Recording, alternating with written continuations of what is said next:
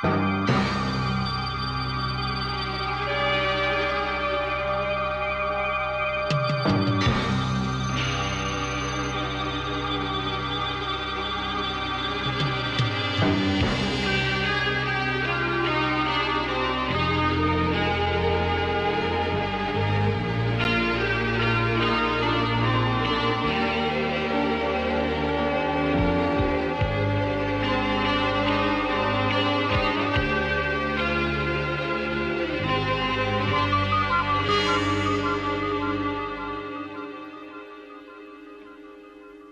back to Hammer Horror in Order, where the whole point of the series is right there in the name. We're watching the Hammer Films library in which it was released, particularly the horror movies and the thrillers.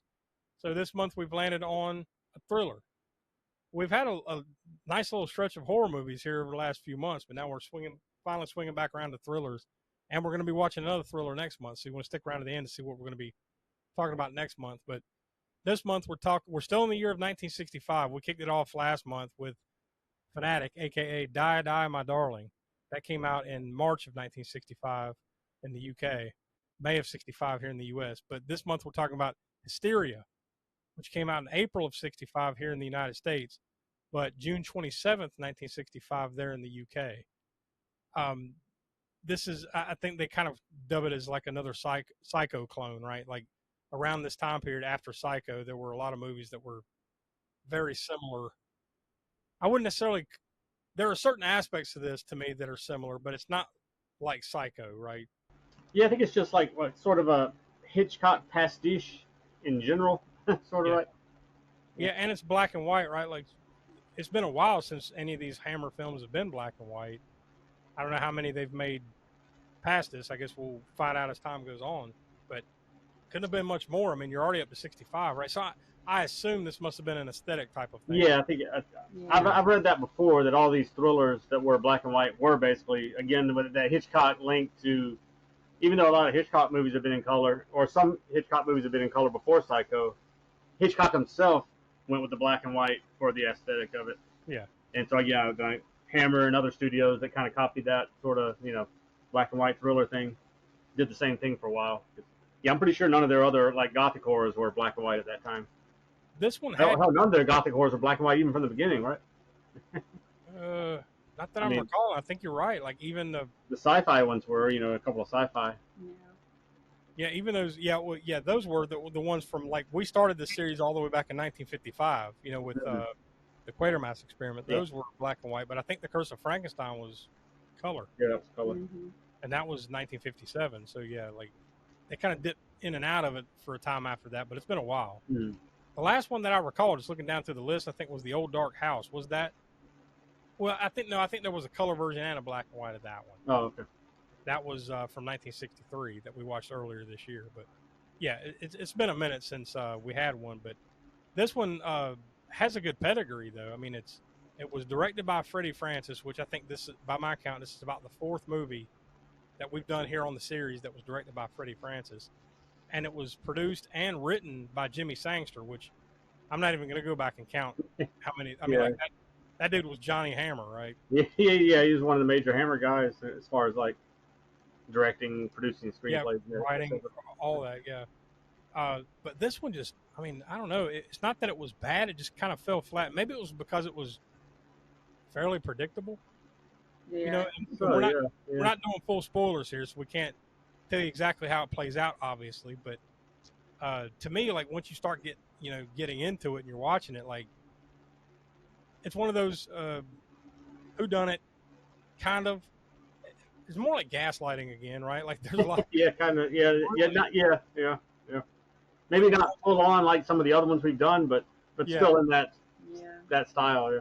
That's just the kind of movies these things were. It's just like fairly predictable. Like somebody in this cast of characters is getting the wool pulled over their eyes for various reasons, and then it resolves itself one way or the other.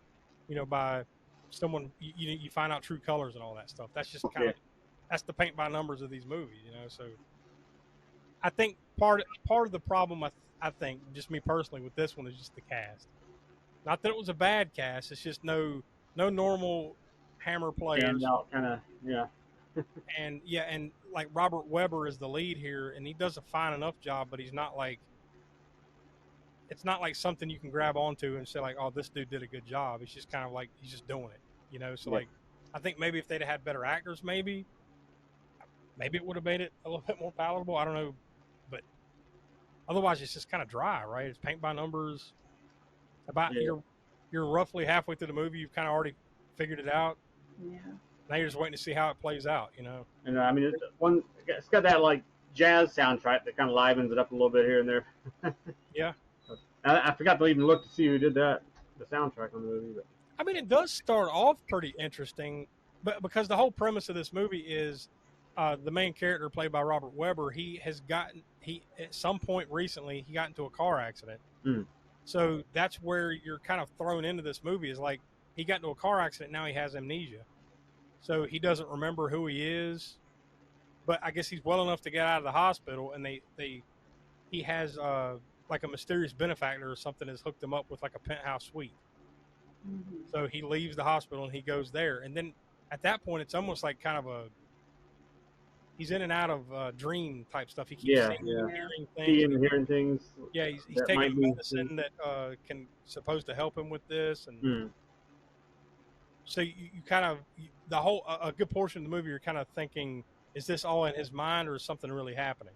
Yeah, and that's where that gaslighting type of story comes from, right? But so that's the general premise of the movie. So for me, at least, it started off pretty interesting, but then like once that kind of starts wearing thin, then it's like, oh, I've already figured this out. Now you're sitting there for the next 30 or 40 minutes, just, all right, how are they going to finish this? Because I already know how this is going, you know? I don't ever hate on any Hammer movies, but some of them is kind of like, all right, you're clock watching. You're like, all right, let's speed this up and let's just get into this thing, you know? Because all Hammer movies, like we always say, they're always well done. This one, it's another case. It's always well done. It looks good. The acting is fine. Wish there'd have been a bigger name that probably would have made it a little bit more appealing. Yeah. But, you know, ultimately, it is kind of is what it is. It's not great, not the worst either. But what we do here on Hammer Horror and Orders, we come together beforehand and we give it a rating. So this is 0 through 5 stars, but we don't give out stars here on Hammer Horror and Order. No. We got to give out hammers. So we came together beforehand and we decided to land on 1 3/4 hammers. So like I said, we didn't hate it, but we didn't love it.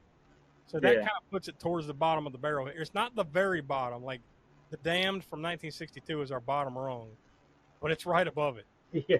That puts it on par with The Stranglers of Bombay from 1959 at 1 3/4 hammer. So I think it's safe to say from what we've watched so far, we wouldn't necessarily recommend it. But if you're a completionist or you're kind of going through it like we are here in chronological release, go check it out. Otherwise, it's fairly skippable. It's forgettable, right? Yeah. Not terrible, just mediocre thriller, basically. What's more interesting is seeing the dog balance between two of you.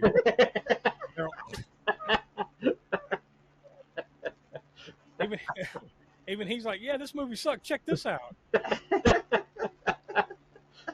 All right, so next month we got another thriller. Now, I will say this is going to be the last thriller that we're going to watch here on the series for a while, like for quite some time, because if everything lines up the way I've got our chronological listing going, yeah, we're probably looking at like late next year before we hit another thriller. We've got a long list of horror movies coming up starting in the month of October. But next month, we're going to be talking about a movie that I haven't seen, don't really know much about it, and it's called The Nanny from 1965. Now, I don't think it has anything to do with Fran Drescher, I hope. Oh, yeah. Oh, the Fran Drescher one's not a remake of The Hammer one, you don't think? No? Yeah.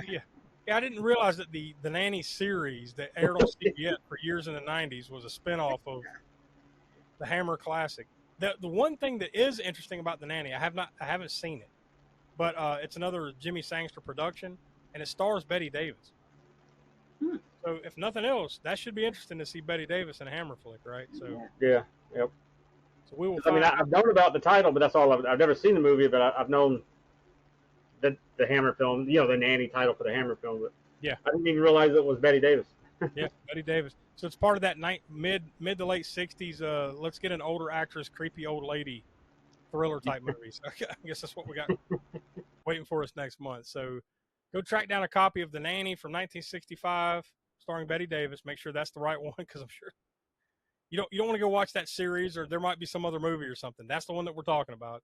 Go track a copy of that down, watch it, and then we'll be talking about that next month. So for Tiana, Professor Smoke, I'm Josh. We are from the All American Spook Show podcast, which comes out every week, every Monday, I should say, at 6 p.m. East, right here on the YouTube channel and wherever you get your podcast. And we encourage you to stay here on the channel and go check out our other series, including Video Vortex and Grindhouse Gutter. Lots of cool stuff coming up pretty soon. I mean, we're heading into the spooky season, right? We kind of started in September, and then October it's our Super Bowl. Wall to wall, cool stuff, all across YouTube and the podcast. So, thanks for watching, and we'll be back with this series next month.